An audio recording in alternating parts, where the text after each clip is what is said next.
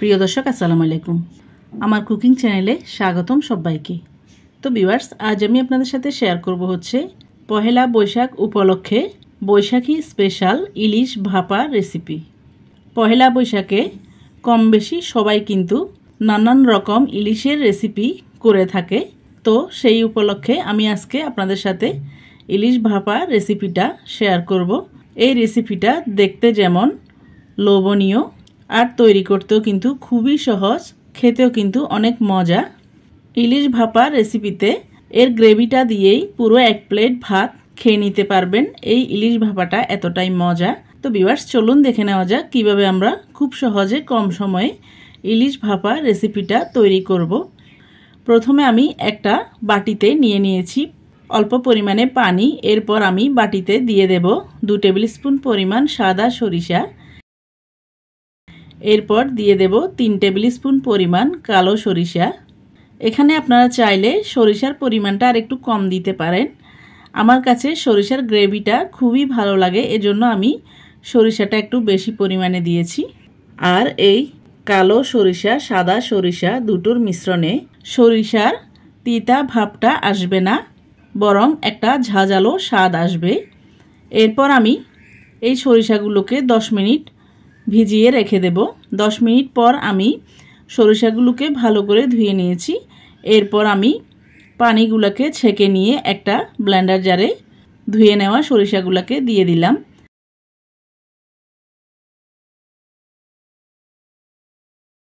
এরপর দিয়ে দিচ্ছি 5-6টার মতো কাঁচামরিচ আর দিয়ে দেব হাফ টিস্পুন লবণ।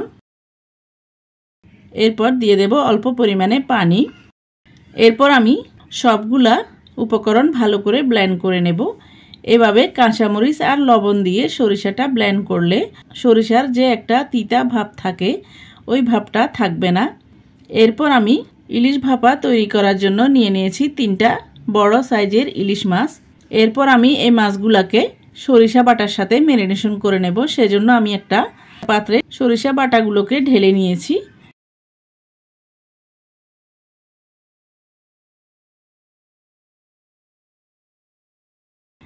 এরপর দিয়ে দিচ্ছি 1 চিমটি পরিমাণ হলুদ গুঁড়া, দিয়ে দিয়েছি 1 টিস্পুন মরিচ গুঁড়া। এরপর দিয়ে দিয়েছি 1 টিস্পুন জিরার গুঁড়া, দিয়ে দিয়েছি 1 টিস্পুন ধনিয়া গুঁড়া। এরপর দিয়ে দিয়েছি স্বাদ মতো লবণ, দিয়ে দিয়েছি 1 টেবিল স্পুন পরিমাণ রসুন বাটা। এরপর দিয়ে দিচ্ছি 3 টেবিল স্পুন পরিমাণ পেঁয়াজ বাটা।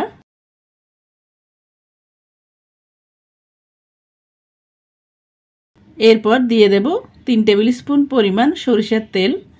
চেষ্টা করবেন সরিষার তেলটা দিয়েই ইলিশ ভাপাটা করতে। সরিষা ইলিশ বা ইলিশ ভাপাটা সরিষার তেল দিয়ে করলেই খেতে কিন্তু খুবই মজা লাগে। এরপর আমি সবগুলা মশলা সরিষার তেলের সাথে ভালো করে মিক্স করে নেব। তো ভিউয়ার্স, এখানে আর একটা কথা বলে রাখি, বেশিরভাগ মানুষই ইলিশ মাছের রেসিপিতে রসুন বাটা বা পেঁয়াজ বাটা ব্যবহার করে না। তবে আমার কাছে রসুন পেঁয়াজ বাটাটা না দিলে খেতে ভালো লাগে না, এজন্য আমি এখানে এই দুটো উপকরণ দিয়েছি। আপনারা চাইলে স্কিপ করতে পারেন। তো ভিউয়ার্স, দেখতে পাচ্ছেন কথা বলতে বলতে আমি মশলাগুলোকে ভালো করে মিক্স করে নিয়েছি। এরপর আমি এই মিক্স করা মশলার মধ্যে ইলিশ মাছগুলোকে ভালো করে মেখে নেব। দেখতে পাচ্ছেন আমি একদম টাটকা তাজা বড় সাইজে 3টে ইলিশ মাছ নিয়ে নিয়েছি। এরপর মশলাগুলোর মধ্যে আমি ইলিশ মাছগুলোকে ভালো করে মাখিয়ে নেব, যাতে সবগুলা মশলা ইলিশ মাছের গায়ে ভালো করে লেগে যায়।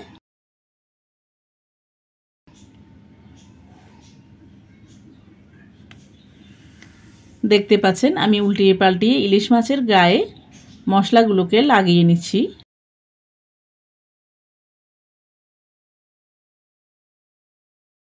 এরপর আমি এটাকে একপাশে রেখে নিয়ে নিয়েছি একটা ছোট সাইজের স্টিলের পাতিল। এরপর পাতিলের মধ্যে আমি একে একে ইলিশ মাছগুলোকে প্রথমে দিয়ে দিচ্ছি।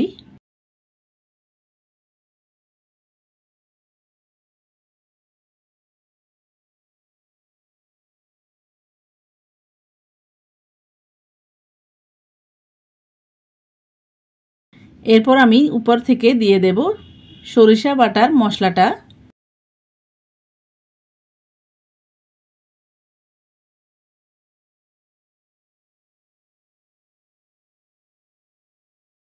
এরপর মশলা মাখানো প্লেটটা ধুয়ে আমি দিয়ে দিয়েছি 1 কাপ পরিমাণ পানি। এরপর আমি ইলিশ মাছগুলোকে নেড়ে চেড়ে পানির সাথে ভালো করে মিক্স করে নেব। আমার কাছে এই সরিষা বাটার গ্রেভিটা খেতে কিন্তু খুবই ভালো লাগে, এজন্য আমি 1 কাপ পরিমাণ পানি এখানে দিয়েছি। আপনারা চাইলে হাফ কাপ পরিমাণ পানিও দিতে পারেন, তবে পানিটা দিতেই হবে অল্প পরিমাণে হলেও, কারণ এখানে আমি ইলিশটা ভাপে দেব। পানিটা দিলে খুব দ্রুত সুন্দর করে ইলিশ মাছ আর মশলাগুলা ভাপে দেওয়া হয়ে যাবে। এরপর আমি উপর থেকে দিয়ে দেব আরও 2 টেবিল স্পুন পরিমাণ সরিষার তেল।